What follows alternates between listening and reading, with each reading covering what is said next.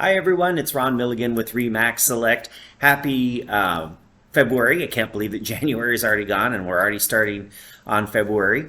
And of course, right now I've got the latest market statistics. This is for the sales on RMLS from last week, Monday through Sunday.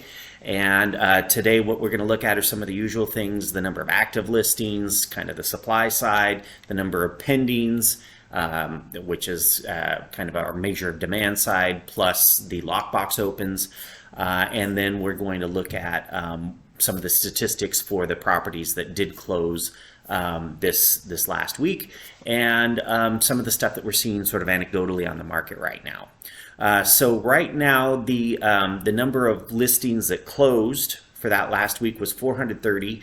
That's up slightly from what we saw the week before, but still kind of a low number. And part of the reason that number is low is that these are deals that went under contract likely the week of Christmas or the week of New Year's, which were pretty quiet weeks on our market. Last year at this time, the number of sales that we had was somewhere around 650. And of course, last year was more of a robust market. We had more active listings. We also had more pending listings. I feel like there was a bigger pool of buyers on the market and more properties to choose from for those buyers. So there was more activity going on. So not a surprise that there's a bit of disparity between last year and this year. If we're looking at active listings, the number of active listings this last week versus the previous week was down by one. So I was hoping to see more listings hit the market, and we just didn't see that happen. One of the things that I did do this week, which was different from what I had been doing before, which was new from what I had been doing before, was checking on the number of active listings on Friday afternoon. So it's kind of hard, the way RMLS, when we pull our statistics, it's kind of hard to see the actual number of new listings that hit the market, at any given time period. So just to kind of measure how many listings hit the market, usually agents will list Wednesday, Thursday, Friday, trying to catch Friday showings, Saturday and Sunday showings, and maybe Monday showings. The busiest showing days, Friday, Saturday, Sunday, and Monday. So they'll list in advance of that. And my thinking is Friday afternoon, 4:45, which is when I pulled the numbers, would be telling to, kind of show us how many new listings actually hit the market. That number was only up about 200 from what it was Tuesday morning at 7:30 a.m. So there weren't that many new listings that hit the market. Not surprising that the number of active listings decreased or pretty much stayed the same. At the same time, we saw an increased number or actually a decreased number in the number of new pending deals, so the deals that went under contract last week. You can see that number here. 697 versus the previous week 780. Not a surprise, there's not that much to choose from out there for buyers. And then the number of overall listings, that was up 3.2% versus the previous week.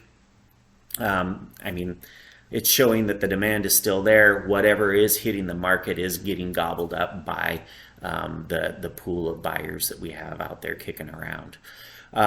Looking at this year versus last year. So last year, remember, we were starting into this crazy frenzy market with tons of buyers out there, a limited number of listings, and properties going for way over asking with multiple offers. Looking at the number of active listings this year versus last year, that number is down around almost 25%. And then for the pending listings, that number is down almost 16%. So we have fewer pendings and far fewer active listings. Not a surprise that the number of pendings is down, just because, again, there's not that much to choose from for buyers right now.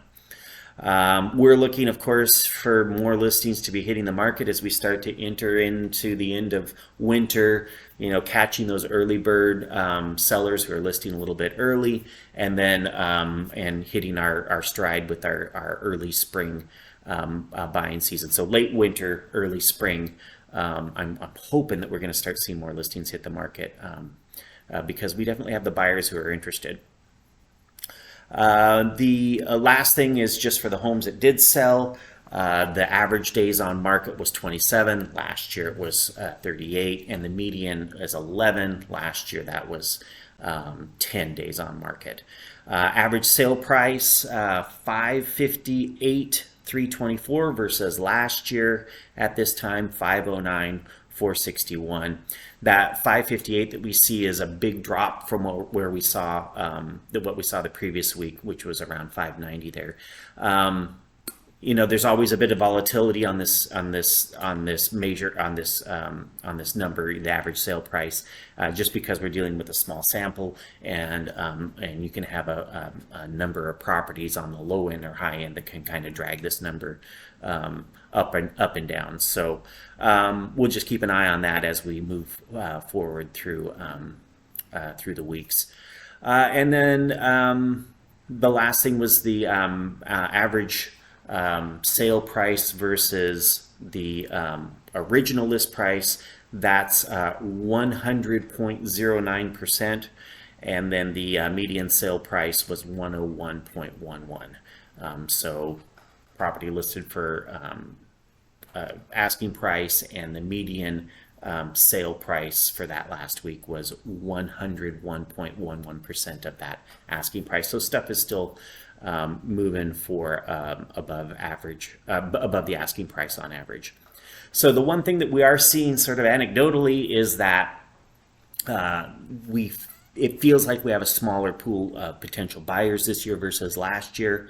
Last year when properties would hit the market that were great properties without a lot of stopping points, they would get multiple offers, often 10, 12 offers, and they would go for way, way over asking price, 50, 60, 70, 80, 90, sometimes even 100, 110, $120,000 over the asking price.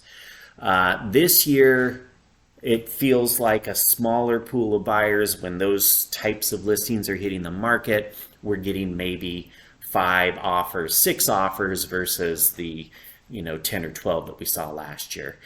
They're still going over asking price, maybe not quite as aggressively, but it does feel like that pool of potential buyers is a little smaller.